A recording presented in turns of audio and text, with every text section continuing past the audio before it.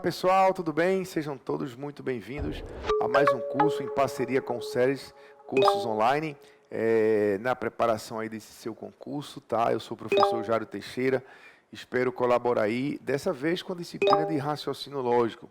Eu ministro também cursos de matemática e de matemática financeira, mas para esse seu concurso especificamente, a gente vai trabalhar a disciplina de raciocínio lógico, desde o conceito de proposição lógica, passando por toda a lógica proposicional, a lógica de argumentação e aquela outra parte que fala dos probleminhas de lógica que vocês certamente bem conhecem, de associações lógicas, sequências, verdades e mentiras e tudo mais, tá? Na aula de hoje, a gente vai estudar o conceito de proposição lógica. É importante a gente aprender o que é uma proposição lógica, é fundamental você reconhecer rapidamente quando é e quando não é, entender como é que a banca aborda isso, não é? Quais são as pegadinhas da banca para isso, como é que ela já cobrou isso aí, tá bem? E a gente vai também aprender a diferença entre proposição simples e composta, né? Aprender a diferenciar também uma da outra, porque isso também é muito cobrado pela banca, tá bom? É isso aí que a gente vai aprender nessa aula. Vamos lá então? Cortar aqui para a mesa, para você poder acompanhar comigo, portanto, a aula sobre proposições lógicas, tá bem? Bom, gente, vou botar aqui o conceito e aí a gente vai explorar no comentário, tá? Olha só, proposição lógica é uma sentença declarativa, fechada e que possui um valor de ou verdadeiro ou falso, tá? Então veja que aqui, ó, a gente tem três critérios, né? Ela tem que ser declarativa, ela tem que ser fechada e ela tem que possuir um valor lógico. Tá bom? Ela tem que atender a essas três coisas. Então, declarativa, obviamente, ela tem que estar declarando alguma coisa, tá? Fechada, eu explico daqui a pouco. Quando eu der os contra-exemplos, aí eu vou explicar isso aí, você vai entender, tá? E ela tem que ter um valor lógico, ou verdadeiro ou falso. Mas nada melhor do que exemplos, não é, para a gente poder entender. Então, veja só. Azul é uma cor. Isso é uma declaração, não é? Está declarando que azul é uma cor. E ela é fechada, no sentido de que não tem nenhum termo aí em aberto impedindo que você decida se isso é V ou F. Na verdade, azul é uma cor, isso é verdadeiro. De fato, o azul é uma cor. Então, isso é um exemplo de uma proposição lógica. Percebeu? É uma sentença declarativa, fechada e que tem o valor de verdadeiro. Portanto, proposição lógica. Tá bem? O Brasil fica na Europa. Então, de novo, você vê aí uma declaração, não é, de que o Brasil fica na Europa, ponto. E ela é fechada, não tem nada aí em aberto, impedindo que você decida se isso é V ou F. Não é? O Brasil, essa declaração, o Brasil fica na Europa, isso é falso. Né? O Brasil não fica na Europa. Né? 7 não é um número par. Mais uma vez, uma declaração. Mais uma vez, fechada e que tem um valor. 7 não é um número par. Isso é verdadeiro. Né? De fato, 7 é ímpar. Né? E aves não voam. Uma declaração fechada e que nesse caso aí é falso, porque aves voam. Né? Então aí tem 4 exemplos de 4 sentenças que são proposições lógicas. Só chama a atenção de vocês para o fato de que essas duas primeiras aqui, ó, elas estão na afirmativa, não é? Enquanto que essas duas daqui, elas estão na negativa, estão vendo? Isso não tem nada a ver com o valor. Não é? Eu fiz questão de botar uma verdadeira e uma falsa nas afirmativas e também uma verdadeira e uma falsa nas negativas, para vocês não associarem uma coisa com a outra, tá? A sentença ou a proposição lógica pode ser afirmativa ou negativa. E cada uma dessas possibilidades pode ser verdade ou pode ser mentira. Tá bem? Agora, qual é o cuidado que a gente tem que ter? Olha só. Não são proposições. Vamos lá. Sentenças interrogativas. Olha aqui, ó. Que horas são? E por que aqui uma sentença interrogativa não é uma proposição lógica? Ora, porque você não pode atribuir o valor de V ou F. Por isso que ela tem que ser necessariamente uma declaração. Não tem sentido, né, eu falar assim, me diga aí uma pergunta negativa, ou uma pergunta falsa, uma pergunta verdadeira, não é? Vejam que não teria sentido se eu fizesse assim, ó. Que horas são? Verdadeiro ou falso? Não tem sentido, não é? Então, sentenças interrogativas, elas param no conceito de sentenças. É uma sentença, só que por não ser declarativa, ela não pode ser proposição. Entenderam? A mesma coisa acontece aqui, ó. Aqui com as interrogativas e abaixo com as exclamativas. Tá vendo? Interrogativa e aqui exclamativa. Também não pode, né? Já pensou? Que beleza! Verdadeiro ou falso? Não tem sentido, né? Ou eu dizer assim, parabéns! E aí, VOF? Não casa, né? Não tem sentido. Então, também, sentenças interrogativas não são proposições, tá? E aqui, sentenças imperativas, ordens, não é? Saia da sala. Ora, não tem sentido uma ordem verdadeira ou uma ordem falsa. Verdadeiro e falso só é acolhido por declarações. Não é? Então, aqui a gente tem o quê? Vamos lá. Sentenças interrogativas. Não é? Interrogativas, portanto, perguntas. Não é? Sentenças exclamativas. Uma exclamação, portanto. E sentenças imperativas. Nada disso aqui é considerado proposição lógica. Tá bom? É importante, gente, vocês terem muito cuidado quando vocês forem estudar por livros, tá? Ei, Jairo, os livros não prestam? Não é que os livros não prestem. Vocês encontram aí excelentes livros, mas é preciso você buscar um livro de um autor que seja concurseiro, um livro voltado para concurso público.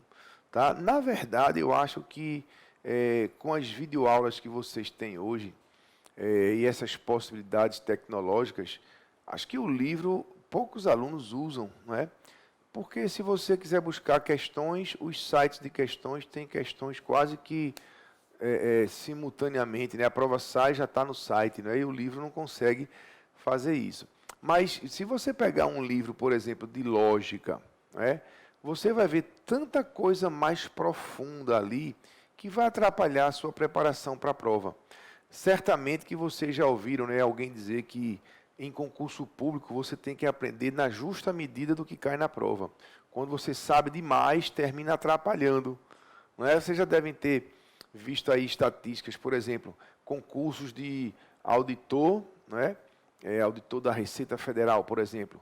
Uma boa parte dos concurseiros que são aprovados são da área de exatas, porque eles não sabem direito, eles aprendem o direito do concurso. Muitos advogados, eles sabem tanto direito, tantas correntes, tantas, né, que termina se complicando. E eu queria ilustrar isso, por exemplo, com essa questão da sentença interrogativa. Não é? Eu já vi num livro de um autor muito bom e muito profundo no seu conteúdo, e ele explica lá que uma sentença interrogativa pode ser uma proposição lógica. Ei, já era uma pergunta, como assim? Imagine se eu chegasse aqui e dissesse assim, pessoal, vocês viram que fulano morreu? Veja, isso é uma pergunta, não é? Vocês viram que fulano morreu? Mas você acha que a minha intenção é mesmo perguntar ou é simplesmente declarar que ele morreu? É uma declaração de forma interrogativa. Percebeu? Não é? Então, assim, já começa a complicar as coisas. Aí uma pessoa que estuda isso num livro, na prova vai errar. Porque na prova não tem isso, esquece isso. Na prova é pragmático, é assim, ó. Se a sentença for interrogativa, exclamativa ou imperativa, não é proposição, ponto final, próxima questão. Tá certo? Então tenham cuidado quando vocês forem, assim, às vezes querer se aprofundar demais na matéria. Eu acho isso um perigo. Melhor você dar a mão ao professor e ir com ele ali, ó, porque ele sabe na justa medida, como eu digo, né? O que cai na prova e o que você precisa saber para acertar, gabaritar ali a questão e conseguir lá sua aprovação. Tá bom? Vamos lá, então. Temos aqui ainda, x é maior que 10 e ele é médico. Veja, quando a gente fala x é maior que 10, esse termo está em aberto. Eu não posso dizer que isso é nem verdade nem mentira, porque eu não sei o valor de x, não é? X quanto? Se x for 5, isso é falso, mas se x for 12, é verdade. Então, isso é uma sentença aberta. Tá? Então, aqui, ó, ele é médico. Ele quem? Paulo? Ricardo? Joaquim? Não é? Então, aqui, ó, sentenças abertas. Então, isso aqui, tudo é o que não é proposição. Ok, gente? Então, aí está o conceito do que é proposição e é exatamente isso aí que vocês têm que saber para a prova. Tá bem? Agora, existe uma classificação que é entre proposição simples e proposição composta. Vamos ver como é que é isso. Começando pela proposição simples. A proposição lógica pode ser classificada como simples ou composta. Então, a proposição simples, ela declara uma única coisa sobre um único objeto. Isso aqui vai virar uma polêmica daqui a pouco, tá? Daqui a pouco a gente vai voltar a falar sobre isso. Mas vamos primeiro ficar na simplicidade aqui, ó. Vendo aqui alguns exemplos. Veja, o rio está sujo. Aqui só tem uma declaração. Que está sujo. Sobre quem? Sobre o rio. Não é? A grama está alta. Uma única declaração. Qual? Que está alta. Quem? A grama. Não é? E Ricardo é advogado. Só está declarando que ele é advogado. Quem? Ricardo. Então, são exemplos de proposições simples. Não é? Eu vou dizer aqui o que é que marca a proposição simples. Vou botar aqui, ó. Se você quiser tomar nota aí, ó. Ausência de conectivos. E se você está preocupado, apreensivo, porque eu nunca falei aqui ainda de conectivos, eu vou falar agora nas proposições compostas, tá? Então, a ausência de conectivos é um sinal de que ali você tem uma proposição simples. Veja por quê. Porque a proposição composta, ela é construída a partir de quê, gente? Da conexão, tá vendo? De duas ou mais proposições simples. Então, é preciso que haja pelo menos um conectivo, não é? Conectando as proposições simples e assim formando a composta. Por exemplo, Rui é médico. Olha aqui, ó, proposição simples. Rui é médico. Paulo é dentista, proposição simples. Olha aqui um conectivo. Isso a gente vai estudar ainda, tá? Esses conectivos todos. Então, 3 é ímpar, proposição simples. 5 é par, proposição simples. E aqui a gente tem um conectivo ou, conectando aí as duas, né? Aqui, ó, o mar é doce, proposição simples. O sol é frio, proposição simples. E aqui a gente tem uma composição. Um conectivo sim, então. Então, gente, aqui o que é que marca? É a presença, não é? A presença de conectivos. Tá bem? A presença de conectivos.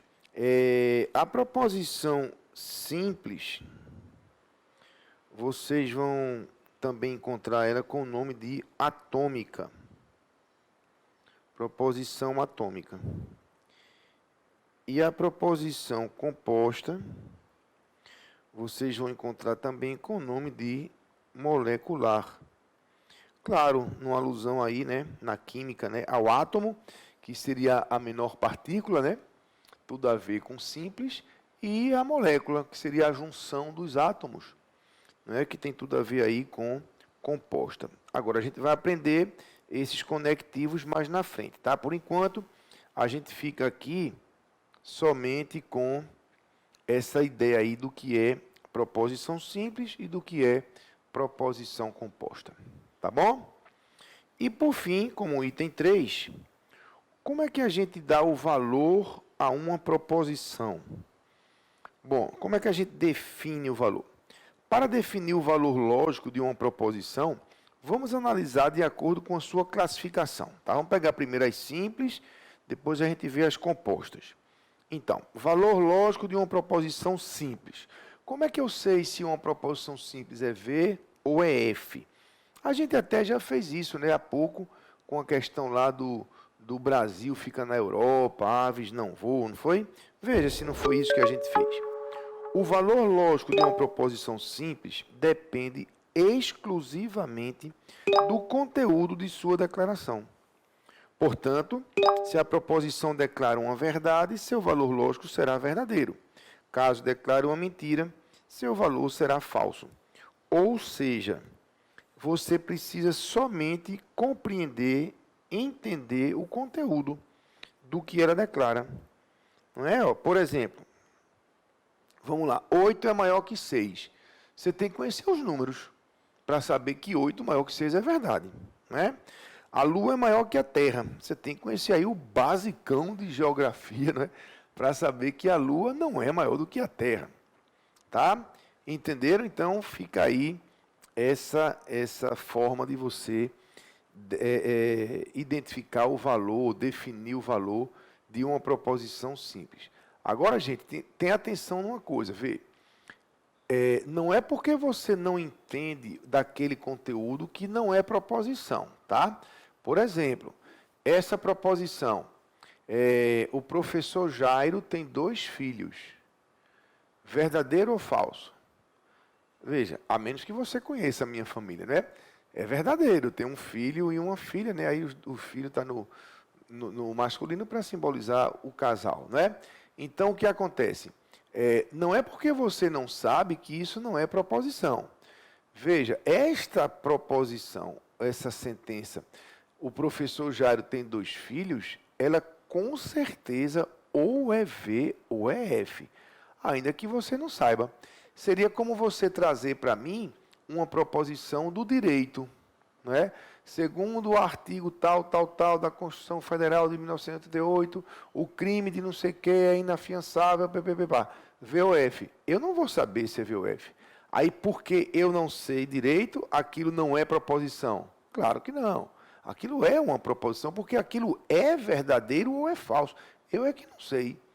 Entenderam? Então, uma vez, gente, numa prova, caiu uma declaração que era assim, ó, existe vida em outros planetas, ou existe vida após a morte, era isso mesmo.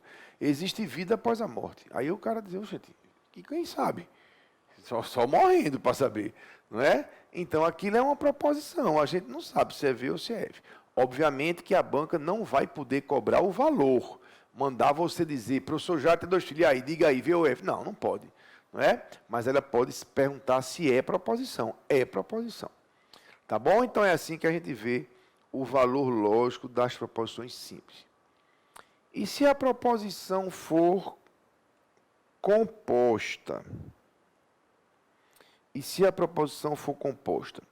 Bom, O valor lógico de uma proposição composta depende dos valores de suas proposições simples, mas depende também do conectivo usado em sua composição.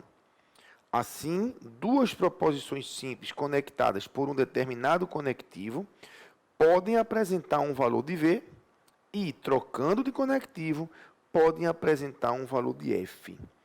Qual é o destaque aqui? É que depende dos valores das proposições simples, né? Cada uma que está ali conectada, se é V ou se é F, mas depende também do conectivo usado. Vamos ver aqui um exemplo, olha só. 2 é par, 4 é ímpar. Bom, eu sei que 2 é par é verdadeiro, e eu sei que 4 é ímpar é falso. Então, temos uma proposição verdadeira conectada com uma falsa. Então, se eu perguntasse para vocês assim, galera, vê, quando eu conecto uma verdadeira com uma falsa, o resultado final dá V ou dá F? O que é que você vai dizer? Depende do conectivo que você usou. Veja que com o conectivo OU, isso dá V. Com o conectivo I, isso dá F. E aí, gente, não se preocupem com isso agora, tá? A gente vai estudar isso direitinho nas aulas de conectivos, tá bem? Não se preocupem com isso agora. Por enquanto, eu quero só que você se preocupe com o seguinte. Isso aqui é V, isso aqui é F. Então, eu preciso saber os valores das proposições simples. Mas eu preciso também conhecer os operadores. Porque uma proposição com certo conectivo pode resultar em V, e trocando o conectivo, isso pode virar F. Percebeu? Por isso que a gente tem depois aqui algumas aulas só sobre esses conectivos, sobre os operadores lógicos. Tá bem? Mas na proposição composta é assim. Ok? Então, observe, portanto, deixa eu apagar isso aqui, não atrapalhar. Muito bem. Observe, portanto, que para atribuir corretamente o valor a uma proposição composta, precisamos conhecer os valores de cada proposição simples constituinte, além de compreender o sentido de cada um dos operadores lógicos. Tá? É o que a gente acabou de explicar. Veja aí mais um exemplo. Salvador é a capital da Bahia e Sergipe fica na região sul.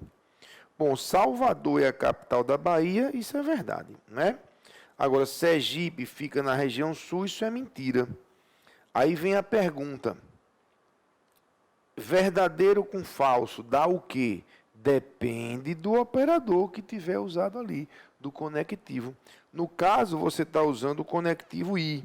Então, como funciona esse operador?